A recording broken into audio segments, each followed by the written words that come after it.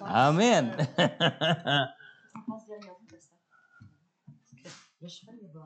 Merci beaucoup, Marc-André. Merci, Christine. Merci, Marie-Josée. On est vraiment heureux de vous accueillir ici à l'église pour remplacer pour la louange. Amen. Deux petites choses. N'oubliez pas que Pâques, notre dimanche de Pâques, c'est dimanche prochain. Amen. Est-ce que vous êtes dans l'ambiance de Pâques? Est-ce que vous êtes dans le mood? Il faut? Il faut, ben vous l'êtes ou vous ne l'êtes pas? Ça va arriver, c'est ça, exactement. Ça va arriver qu'on soit dans l'ambiance ou pas. On est tout bien de se mettre tout de suite dans l'ambiance. Amen.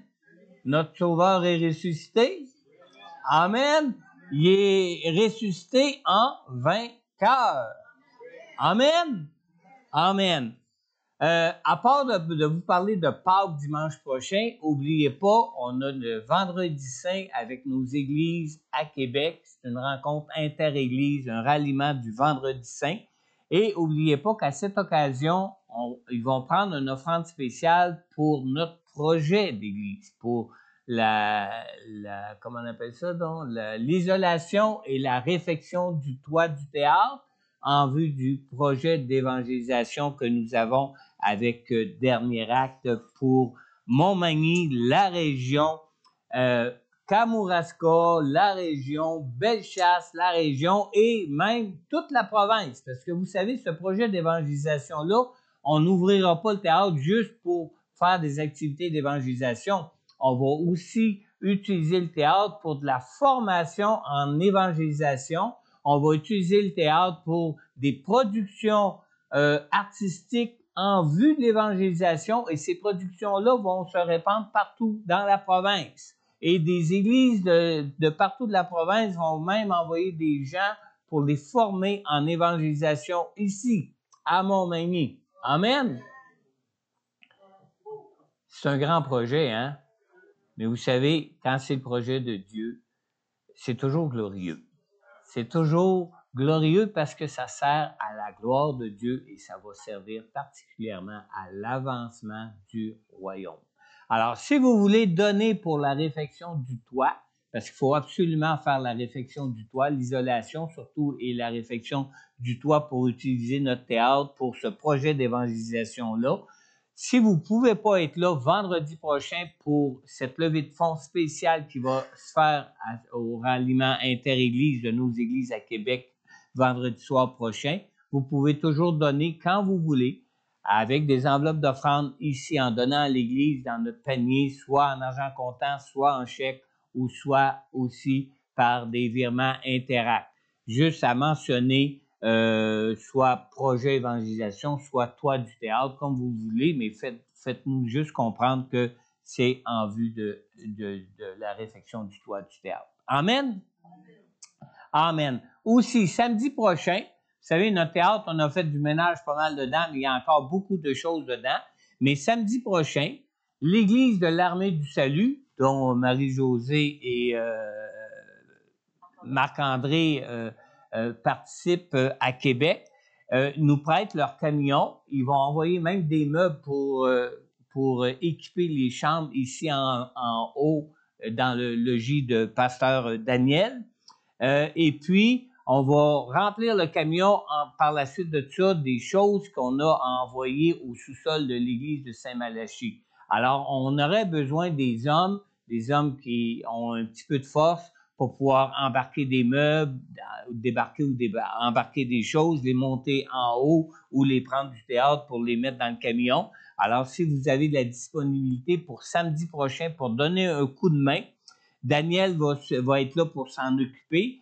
Peut-être contacter vous-même Daniel à savoir à quelle heure vous devriez être ici pour pouvoir donner le coup de main voulu là, pour que ces choses-là se fassent afin qu'on puisse ainsi mieux et plus encore libérer le théâtre en vue des travaux qui sont à venir. Amen? Amen. Ce matin, pour la parole de Dieu, c'est drôle, hein, parce que le Seigneur m'a donné ces versets-là il y a déjà plus que 2 ou 3 semaines. Et puis, c'est revenu fort sur mon cœur lors de la dernière rencontre qu'on a eue à l'Apocatière, parce qu'on parlait de 1 Jean qui nous dit qu'on a besoin de s'aimer les uns les autres, que c'était un ancien nouveau commandement. Amen. Alors, j'avais ça sur mon agenda pour apporter ce message-là cette semaine. Et ce que je me suis rendu compte en faisant ce message-là, c'est que dans le contexte de ce message-là, on se trouve le soir où ce que Jésus a pris son dernier repas avec ses disciples avant qu'il soit crucifié, a pris son dernier repas avec ses disciples avant de mourir à la croix, où ce qui lui a donné ce nouveau commandement-là. Alors, si vous voulez tourner avec moi, on va lire dans Jean au chapitre 13, dans le verset 34 et 35.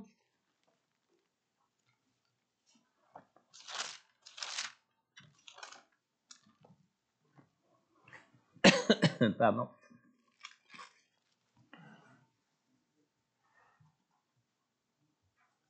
On lit ici au verset 34, Jésus dit, « Je vous donne un commandement nouveau. Aimez-vous les uns les autres comme je vous ai aimé. Vous aussi aimez-vous les uns les autres. C'est à cela que tous reconnaîtront que vous êtes mes disciples si vous avez de l'amour les uns pour les autres. » Amen. Prions ensemble ce matin. Seigneur, on est vraiment reconnaissant, Seigneur. On est vraiment en adoration devant toi, Seigneur Dieu, car tu es ressuscité, Seigneur. Tu es un Dieu qui est vivant. Tu es un Dieu, Seigneur, qui a vaincu la mort, qui a vaincu le péché à la croix, qui a vaincu la chair à la croix, qui a vaincu notre ennemi, l'ennemi de nos vies à la croix, Seigneur. Et tu es ressuscité à la vie éternelle afin que nous puissions connaître la vie éternelle avec toi, afin que nous puissions ressusciter avec toi pour l'éternité, Seigneur. Seigneur, avant de nous quitter, Seigneur, tu nous as donné ces paroles, Seigneur. Ces paroles, Seigneur Dieu, que nous allons voir ce matin, Seigneur. Mais Seigneur, on ne veut pas juste entendre ces paroles pour essayer de comprendre ce que ces paroles disent, mais on veut, Seigneur Dieu, que ces paroles, Seigneur Dieu, nous soient reçues dans nos cœurs vraiment comme ton ordonnance, comme ton commandement pour chacun de nous, Seigneur Dieu, dans cette attente où ce que nous allons ressusciter avec toi pour la vie éternelle.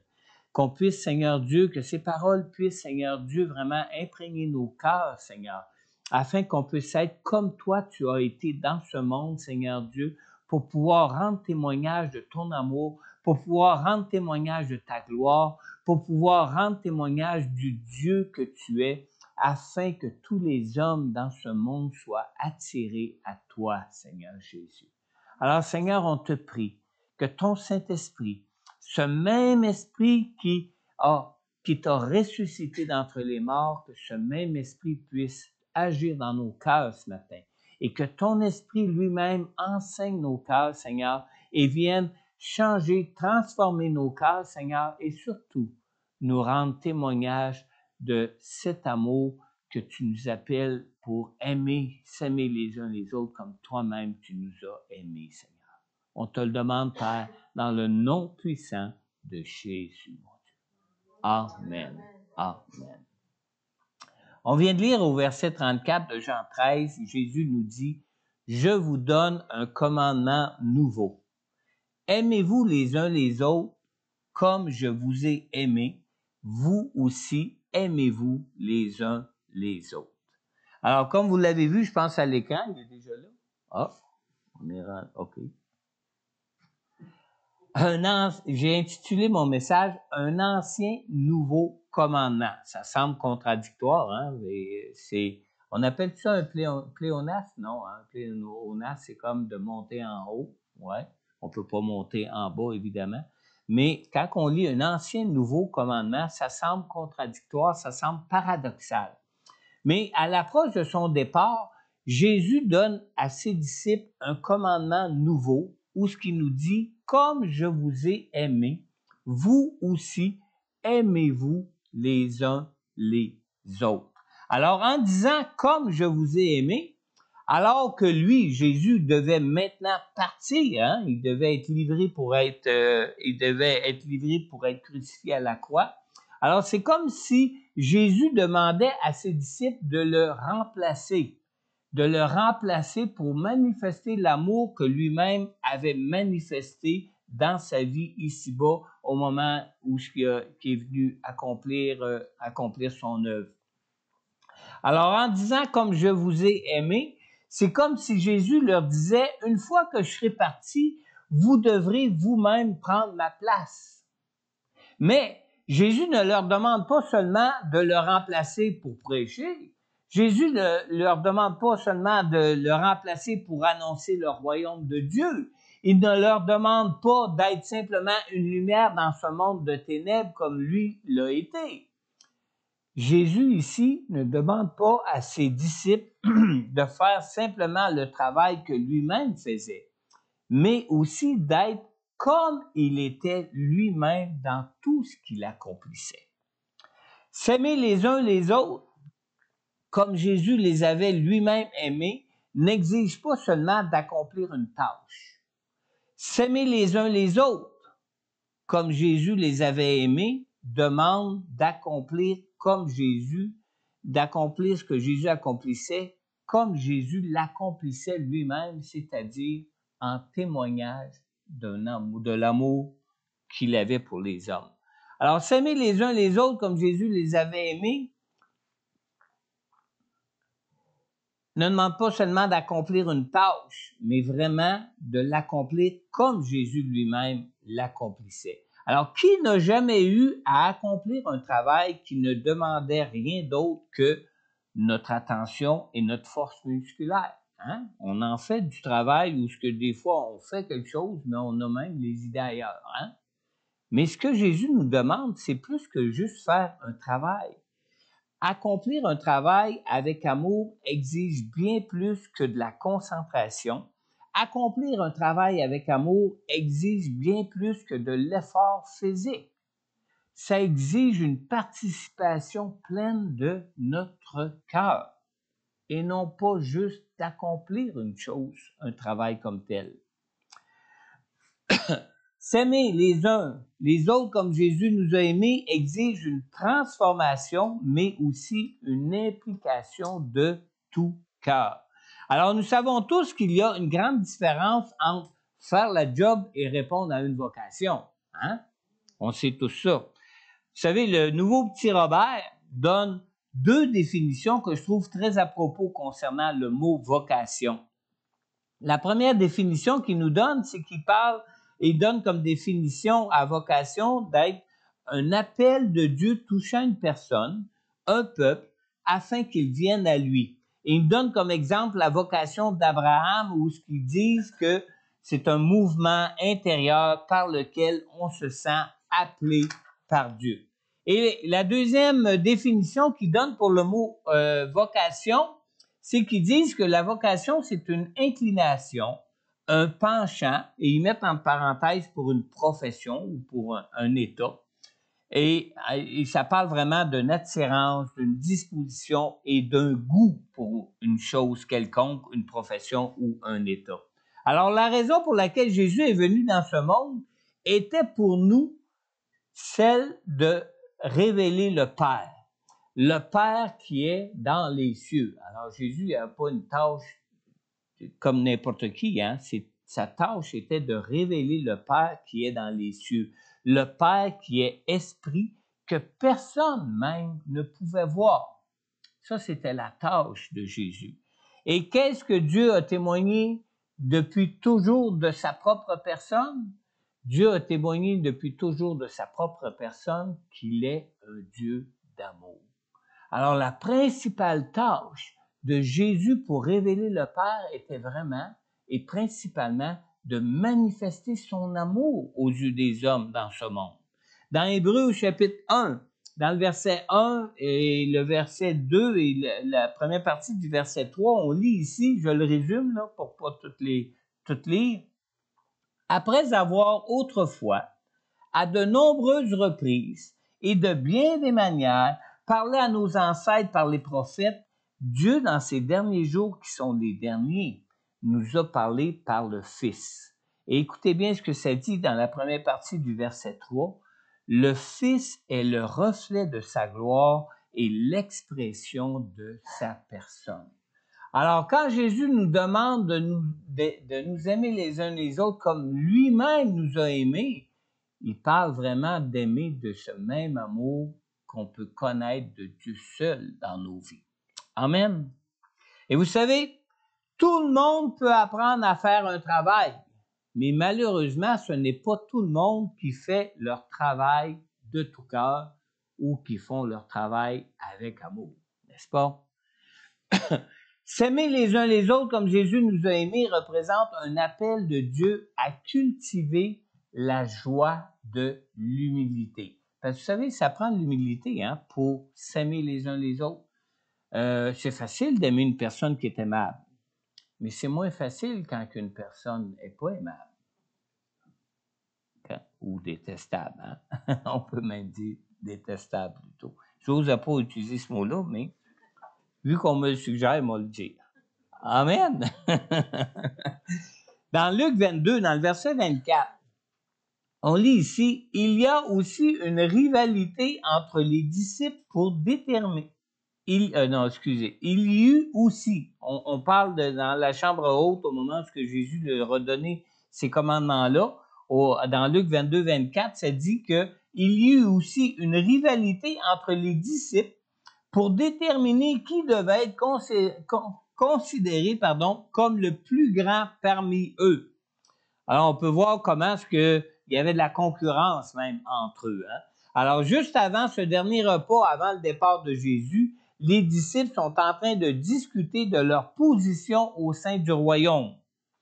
Et Jésus savait qu'il devait mourir très bientôt. Et Jésus utilise ces dernières heures de sa vie pour communiquer à ses disciples ce qui devait être primordial pour le bien de l'Évangile ici-bas.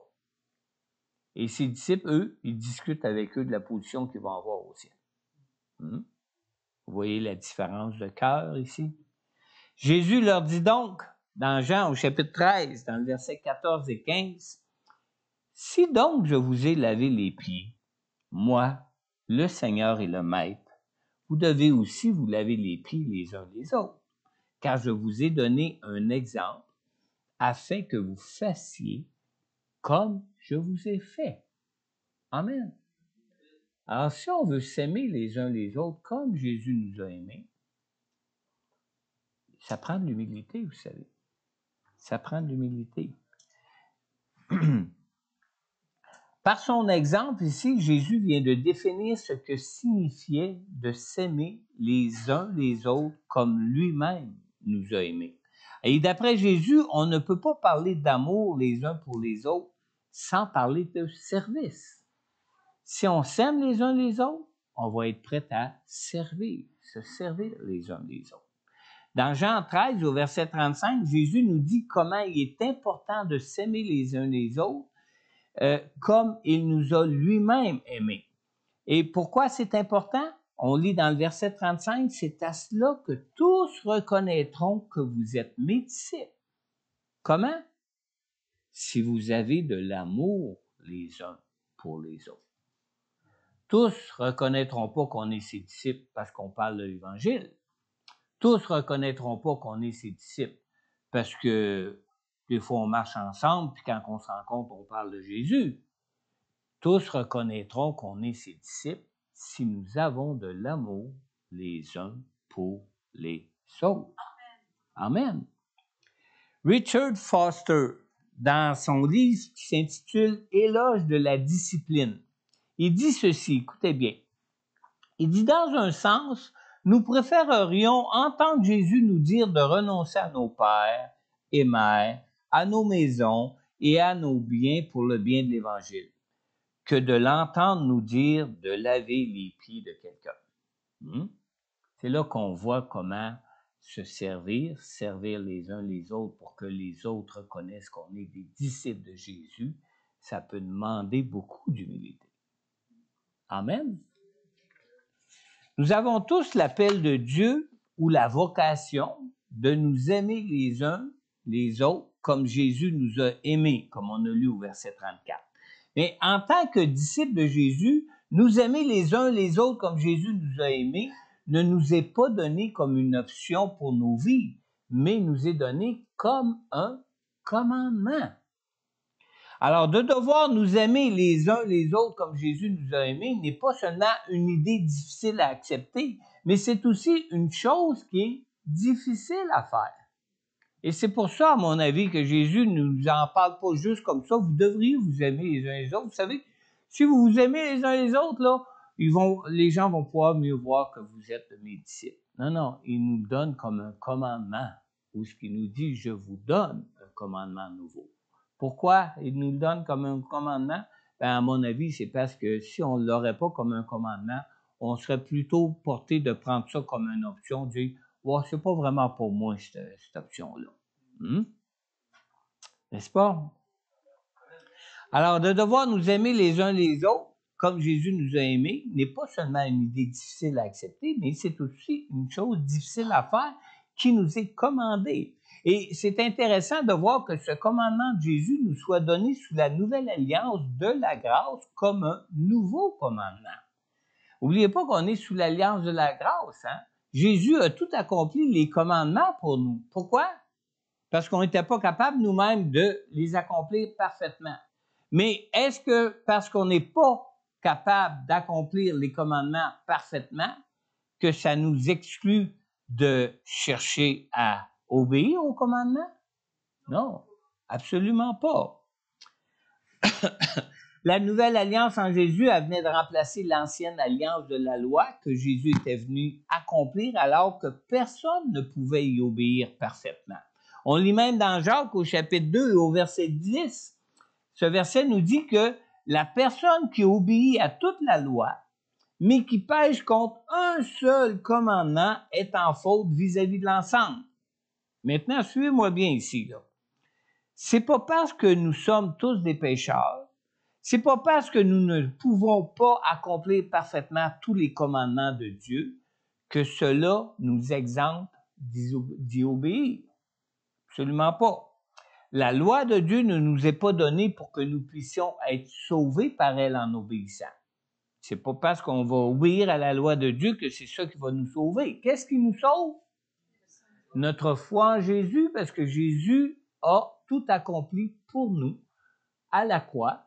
Il a accompli notre pardon, et non seulement notre pardon, lui-même a accompli tous les commandements pour que en lui nous soyons trouvés justes et purs et parfaitement obéissants à Dieu comme lui-même l'a été. Amen. Alors, c'est impossible de parfaitement l'accomplir puisque nous sommes tous pécheurs. Mais la loi de Dieu nous a été donnée afin de nous permettre de réaliser notre impuissance à accomplir la justice de Dieu afin de nous conduire à celui seul qui peut nous sauver.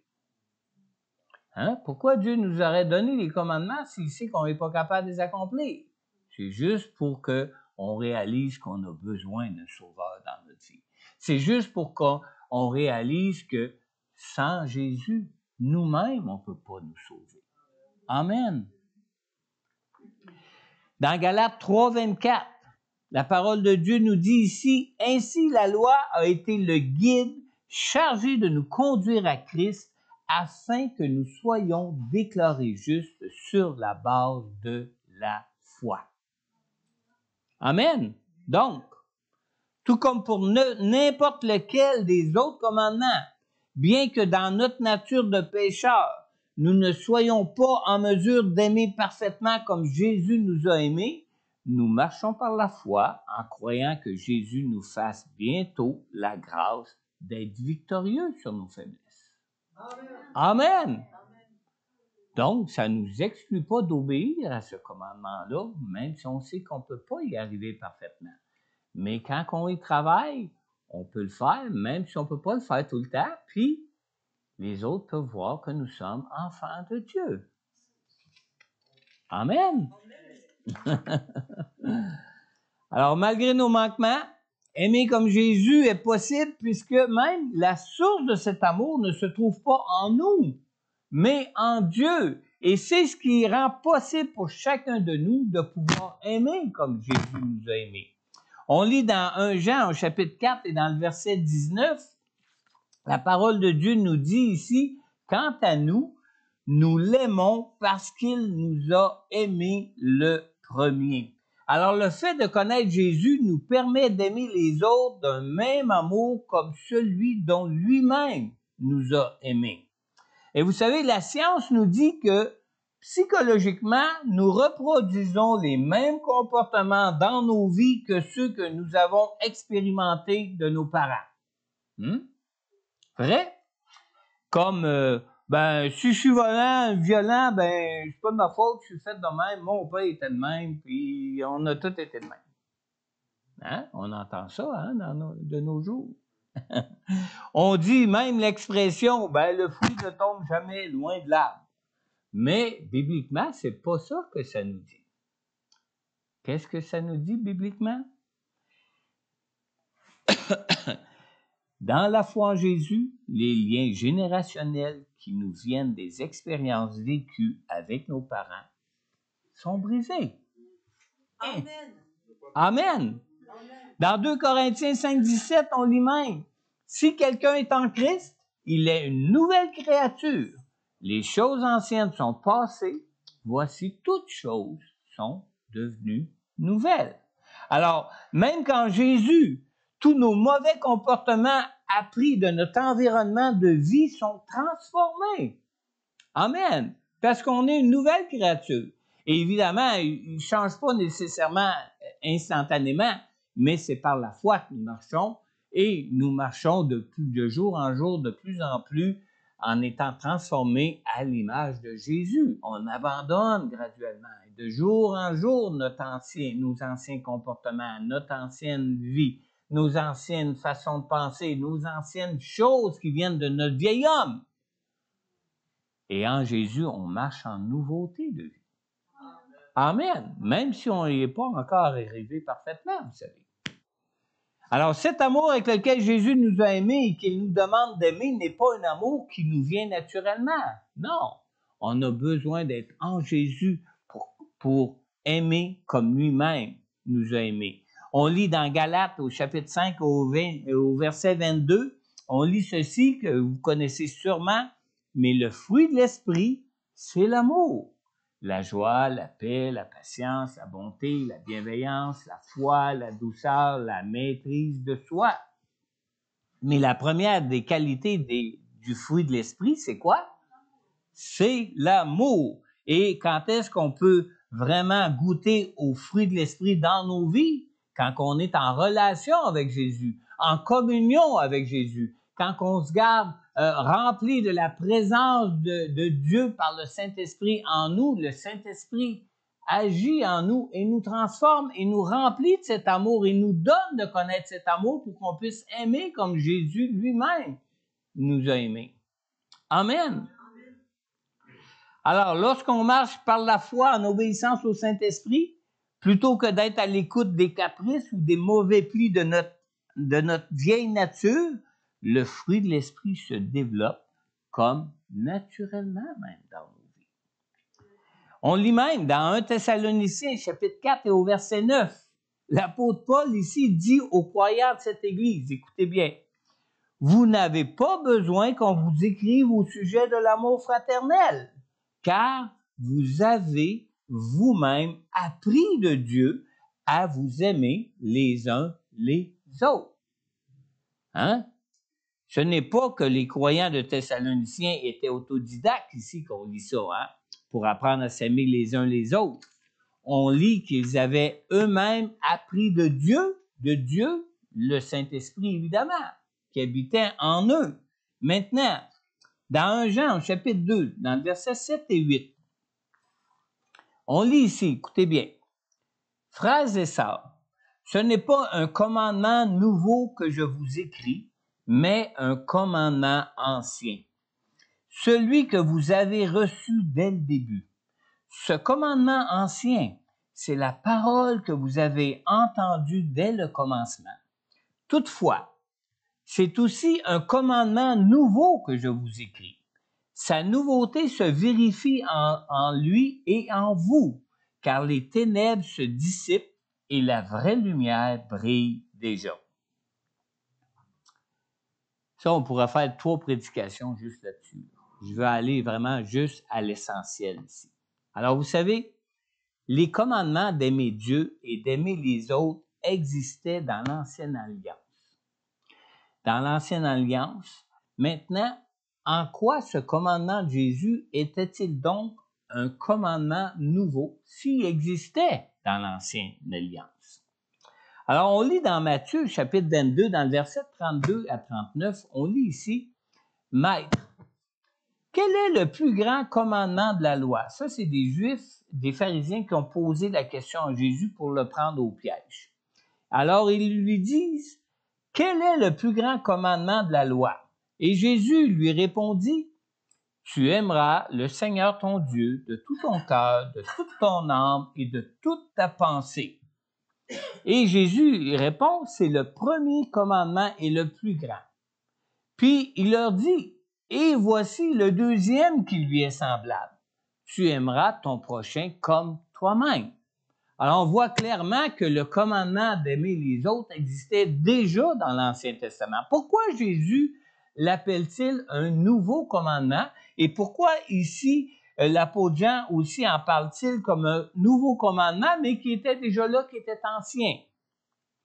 Vous savez, depuis la création d'Adam et Ève, l'amour de Dieu a toujours été manifesté et aimer les autres comme Dieu nous aime, a toujours été exigé de Dieu, même sous l'Ancienne Alliance.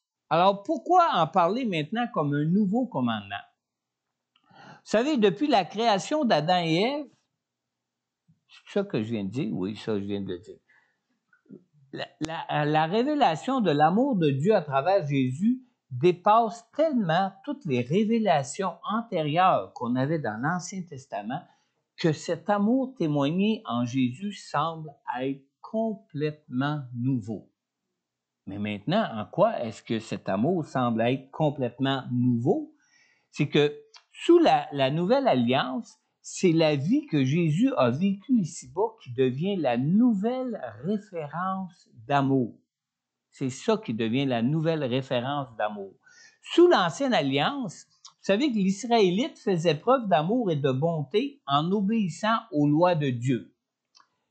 Comment est-ce qu'en obéissant aux lois de Dieu, ils pouvaient faire preuve d'amour et de bonté face aux autres? C'est que, à l'exception du commandement qui nous disait d'aimer Dieu de tout notre cœur, de toute notre âme et de toutes nos pensées, tous les autres commandements qui étaient donnés par Dieu, vous savez, les 9 autres, visaient des relations de justice avec le prochain et ça visait des relations de justice par amour pour le prochain. Alors, toute la loi, sauf le commandement qui disait d'aimer Dieu en premier puis au-dessus de toute chose, toutes les autres visaient à être des témoignages d'amour en agissant d'une façon juste face aux autres avec qui on vivait. Alors, à l'exception du commandement qui nous disait d'aimer Dieu de tout notre cœur, de toute notre âme, toutes les autres visaient des relations justes. Et vous savez, dans la loi, il y avait ce qu'on appelait la loi du talion. Est-ce qu'il y en a qui savent ce que c'est la loi du talion? La loi du talion qui disait, dans la parole de Dieu, dans l'Ancien Testament, œil pour œil, dent pour dent. Et la loi du talion enseignait la justice. L'esprit de la loi du talion était d'agir en toute justice par amour pour les autres. Sauf que le problème, souvent qu'on a face à la loi du talion, c'est qu'on ne la voit pas comme une loi de justice. Et on ne voit pas l'esprit de justice non plus qui a donné cette loi. Ce qu'on voit dans la loi du talion, c'est plutôt un esprit de vengeance et un esprit de haine. Tu m'as crevé un œil, moi t'en crevé un. Mais c'était pas l'esprit de la loi. L'esprit de la loi, c'est dire, t'as causé un tort, ben, en tant que coupable, tu dois le réparer afin d'être juste face à ton prochain. Vous voyez comment on est tordu dans nos pensées. Hein? Vous voyez comment l'ennemi est venu avec ses mensonges pour tordre notre façon de voir les choses, pour tordre notre façon de penser, pour nous emmener loin de l'Esprit de Dieu dans nos vies.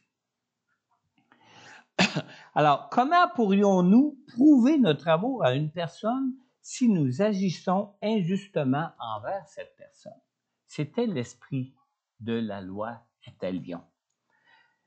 C'est dans cet esprit que la loi du talion même avait été donnée par Dieu. Mais malheureusement, cette loi a été perçue selon un esprit de vengeance plutôt que selon l'esprit de justice.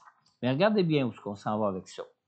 C'est que pour beaucoup, la loi du talion se manifestait comme de la haine face à des coupables plutôt que comme un geste d'amour en agissant en toute justice. Alors, selon un esprit de vengeance, la loi du talion ouvrait donc la porte à la haine plutôt qu'à l'amour. Vrai? Maintenant, l'amour de Jésus manifesté à la croix est venu révéler la toute justice de Dieu, mais aussi du même coup est venu révéler l'amour de Dieu même pour les pécheurs coupables et non pas venu révéler une vengeance de Dieu. Comprenez? Hein? Et on a dit tantôt que le nouveau commandement, Jésus l'appelait un nouveau commandement parce que la nouvelle référence, c'était plus la loi de l'Ancien Testament. La nouvelle référence devenait le témoignage de vie de Jésus qui est venu révéler l'amour du Père ici-bas. Alors, dans toutes nos offenses à Dieu pour nos péchés, une justice devait être rendue puisque Dieu, qui est très juste, ne pourrait accepter qu'une seule injustice puisse entrer au ciel en sa présence, ou plutôt qu'un seul injuste pourrait entrer au ciel en sa présence. Alors, Dieu est saint et pur, et même s'il est amour, il ne peut accepter aucune personne coupable, souillée d'injustice, d'entrer en sa présence. Amen. Alors, pour nous sauver, il fallait que justice soit faite. Vrai? Alors, afin de satisfaire pleinement ce qui est parfaitement juste, lorsque Jésus souffrait à la croix pour le prix de nos péchés, Jésus a dit, « Père, pardonne-leur, car ils ne savent pas ce qu'ils font. » Et quand on voit que Jésus a prié une telle prière alors qu'il souffrait injustement à la croix, Jésus n'était pas animé d'un esprit de vengeance et de haine, n'est-ce pas? Absolument pas. Mais Jésus était animé d'un esprit d'amour, dont Jésus était animé pour vouloir pardonner aux coupables, même à ceux qui le crucifiaient. Mais aussi, lorsque Dieu, qui est très juste, a déversé sa colère, hein? Quand Dieu a déversé son courroux sur Jésus, vous savez qu'il y a beaucoup de gens aujourd'hui dans notre monde humaniste qui ne veulent plus qu'on utilise le mot courroux pour parler des souffrances de Jésus à la croix, parce que ça a été infligé par Dieu, ça. Suivez-moi bien, là. Vous me suivez toujours, là? OK. Alors, lorsque Dieu, qui est très juste, a déversé sa colère, son courroux sur Jésus, ce n'était pas par vengeance ni par haine contre Jésus ou contre les pécheurs. Non, absolument pas. Jésus était son propre fils. Jésus était saint, juste et sans péché. Et c'est par amour pour des pécheurs coupables que Dieu a fait retomber sur son propre fils le prix de leur péché pour qu'ils puissent être justifiés. Amen. Vous me suivez bien là, jusque-là. Là. Si vous ne me suivez pas, levez la main, je recommence. C'est important. Là. Le courroux, c'est le bâton qui est de condamnation de Dieu.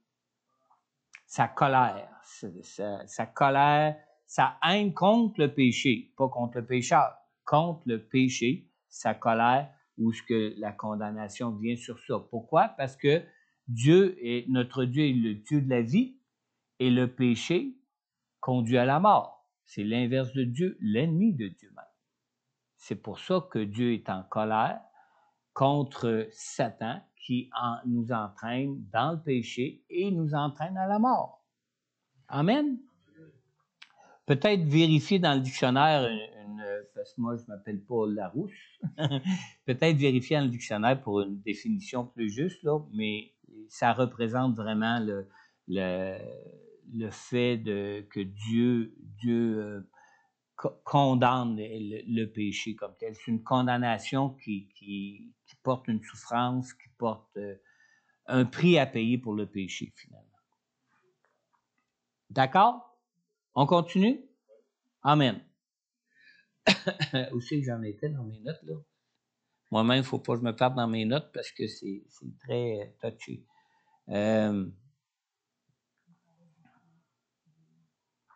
Alors, Jésus était son propre fils.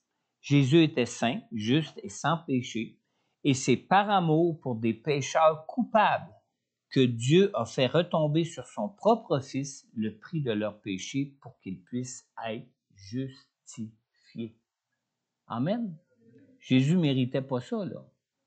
Mais Dieu nous aimait tellement pour nous sauver, alors qu'il savait qu'on ne pouvait pas se racheter nous-mêmes pour nous trouver justes devant Dieu, a fait retomber sur son propre Fils Jésus, qui était saint, pur et sans péché, la condamnation pour les péchés, afin que nous, on en soit pardonnés et pleinement justifiés. Amen. S'aimer les uns les autres comme Jésus nous a aimés, c'est pardonner à des coupables en ne leur imputant pas leur injustice et leur tort qu'ils ont pu nous causer. Comme Jésus lui-même l'a fait pour nous. Comme lui-même nous a aimés. Amen. Le plus grand témoignage de l'amour de Dieu qui peut conduire des pécheurs coupables à se repentir au pied de la croix de Jésus est d'être nous-mêmes prêts à mourir à soi-même face aux injustices qui nous sont causées, tout comme Jésus a lui-même accepté de mourir pour nous à la croix. Amen. Alors que nous parlons de l'amour du Père, alors que nous parlons de l'amour de Jésus pour sauver des coupables de la condamnation qui pèse sur nous pour nos injustices, as-tu placé ta foi en Jésus pour être pardonné de tes péchés et pour connaître la grâce de la vie éternelle que Dieu t'offre maintenant en Jésus? Dans Romains 5,8, la parole de Dieu nous dit, mais voici comment Dieu prouve son amour envers nous. Alors que nous étions encore des pécheurs, Christ est mort pour nous. Alors, si tu n'as encore jamais invité Jésus comme Sauveur et Seigneur de ta vie, je t'invite donc ce matin à placer ta foi en Jésus. On lit dans Jean 3,16, en effet, Dieu a tant aimé le monde qu'il a donné son Fils unique, afin que quiconque croit en lui ne périsse pas, mais qu'il ait la vie éternelle. Alors, si ce matin tu reconnais que tu es un pécheur, si ce matin tu reconnais ton besoin de Jésus pour être pardonné afin d'être rendu juste devant Dieu, je t'invite simplement à adresser de manière sincère dans ton cœur cette prière au Seigneur. Seigneur Jésus, je reconnais que je suis pécheur. Seigneur Jésus, je crois en toi et je crois que tu es venu dans ce monde pour m'apporter le pardon et la justice qui me donnent la paix avec Dieu. Je t'invite donc maintenant, Seigneur, à venir dans mon cœur. Et je te prie, Seigneur Jésus, de me pardonner et de me purifier maintenant de tous mes péchés. Père éternel, merci de ton amour pour moi et pour toutes tes grâces de ce pardon gratuit que tu m'offres maintenant en Jésus pour ma vie. Amen. Alors, si présentement tu écoutes ce message en ligne et que tu as adressé cette prière à Dieu pour recevoir le pardon de Dieu et toutes ses grâces en Jésus pour la toute première fois de ta vie, n'hésite pas à prendre contact avec moi. En retour, je pourrai prier pour toi personnellement, je pourrai répondre à toutes tes questions sur l'amour de Dieu pour toi, sur Jésus et sur ses grâces qui ne se reçoivent que par la foi seule et qu'en Jésus seul. Alors, si peut-être aussi tu es de ceux qui avaient déjà fait cette prière dans votre vie auparavant, mais que ce matin, tu réalises combien tu as besoin d'aimer les autres comme Jésus t'a lui-même aimé. Je t'invite à demander au Seigneur l'humilité qui nous est nécessaire pour accepter les souffrances que des coupables ont pu nous infliger pour pardonner leur injustice. Amen. Amen. Alors, si tu écoutes ce message en ligne, je t'invite aussi à prendre contact avec moi afin que je puisse aussi prier pour toi. Amen. Est-ce que Marc-André peut revenir pour nous conduire dans un dernier chant de louange et d'adoration avec son équipe? Amen. Durant ce dernier chant de louange et d'adoration, si quelqu'un aimerait s'avancer pour des prières quelconques, pour un besoin quelconque, n'hésitez pas à le faire. C'est même pas nécessaire que ce soit en rapport avec le thème de la prédication, pour quelque raison que ce soit. N'hésitez pas à vous avancer.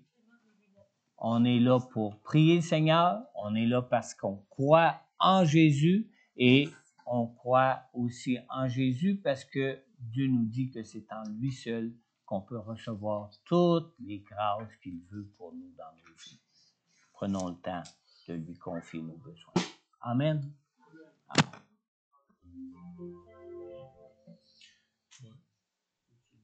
Alléluia, Jésus.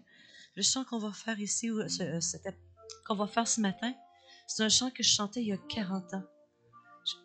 Mais c'est sur le retour de Jésus. Et on approche vraiment le retour de Jésus. Amen, alléluia.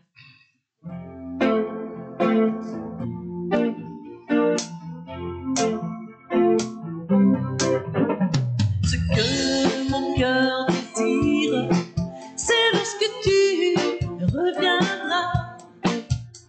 Je puisse enfin te dire, je travaille toujours pour toi. Alors que la lutte se termine et que de ton père j'aurai subi, je pourrai alors te dire, ta grâce m'a suffi.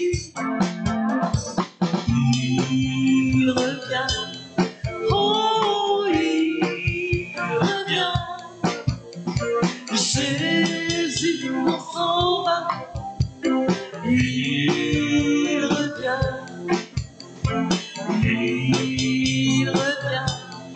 oh il revient, Jésus mon sauveur, il revient. Ce que mon cœur désire, c'est lorsque tu reviendras. Je puisse enfin te dire, je travaille toujours pour toi. Alors que la lutte se termine et que de ton père j'aurai subi, je pourrai alors te dire, ta grâce m'a suffi. Il revient, oh il revient, Jésus mon sauveur, il revient,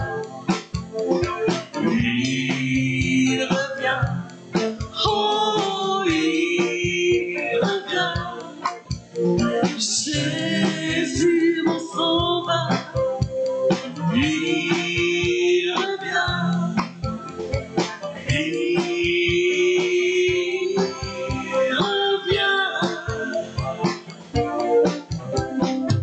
Amen, amen, alléluia. Merci Jésus. Alléluia. Bon dimanche à tous. On va faire un dernier chant. Lequel? La grâce infinie. Grâce infinie? D'accord.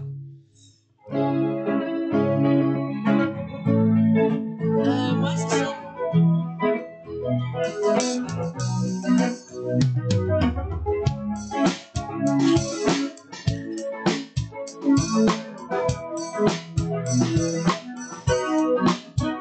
Grâce infinie de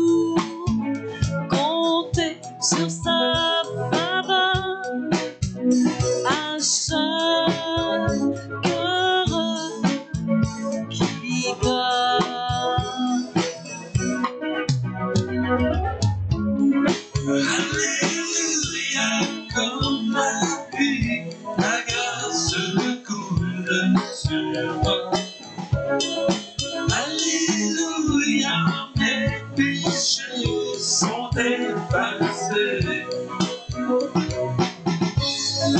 Alléluia, comme la pluie, ta grâce coule sur moi. Alléluia, mes péchés sont effacés. On nous aurons pendant 1000 ans célébrer sa louange. Nous pourrons comme au commencement lui offrir nos hommages.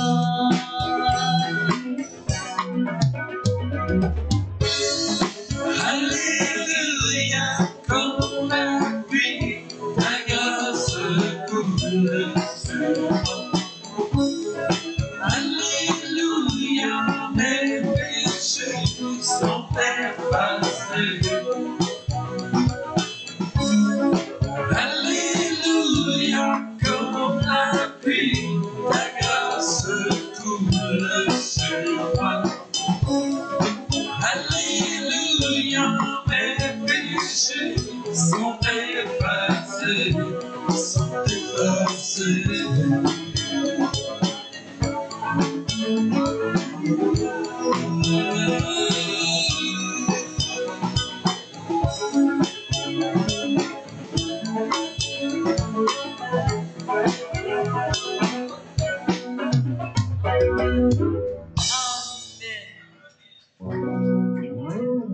Amen. Seigneur, merci, Seigneur, d'être le Dieu d'amour que tu es, Seigneur. Merci, Seigneur, parce que ta parole nous dit que si nous avons soif de justice, que nous te verrons, Seigneur. Et Seigneur, la première chose que nous voyons, Seigneur, dans ta toute justice, c'est que toi-même, dans ton amour, Seigneur Dieu, tu as payé le prix pour nous afin que nous soyons trouvés justes devant toi pour pouvoir te connaître dans nos vies, Seigneur. Merci de cet amour, Seigneur. Merci de cette grâce, Seigneur Jésus, d'avoir accompli pour nous, Seigneur Dieu, toute la loi afin que nous puissions être trouvés justes en toi devant Dieu, Seigneur. Et merci, Seigneur Jésus, d'avoir payé pour toi-même à la croix pour nous, Seigneur Dieu, tout le prix de notre condamnation pour nos péchés, Seigneur, afin, Seigneur Jésus, que nous soyons pardonnés et que nous soyons trouvés justes et parfaitement sans péché devant Dieu pour te connaître, Seigneur. Seigneur, tu es Dieu de grâce, Seigneur Dieu, qui s'élève au-dessus de toute chose, Seigneur Dieu. Tu es celui, Seigneur, qui mérite toute adoration et qui mérite, Seigneur Dieu, toute louange, Seigneur, et non seulement toute adoration et toute louange, Seigneur, mais tu mérites même que nous t'appartenions parfaitement et totalement, Seigneur. Que ton Saint-Esprit prenne toute la place en nous, Seigneur, et que tu puisses régner totalement sur nos cœurs, sur nos vies, sur nos pensées, Seigneur, afin que nous puissions, Seigneur Dieu, louer, glorifier ton nom aux yeux de tous, Seigneur, et surtout que nous puissions nous aimer les uns les autres comme toi-même tu nous as aimés, Seigneur. Dans le nom puissant de Jésus, Père, on a prié. Amen. Amen. Dieu vous bénisse. Bon dimanche. N'oubliez pas, vendredi prochain, ralliement avec nos églises à Québec au Carrefour Chrétien de la Capitale, vendredi soir, 19h. Et n'oubliez pas, dimanche prochain, c'est Pâques. On ne parlera plus de sa mort, on va parler de sa résurrection. Amen. Merci beaucoup. 3, 4, 6. 3, 4, 6. 3, 4, 6.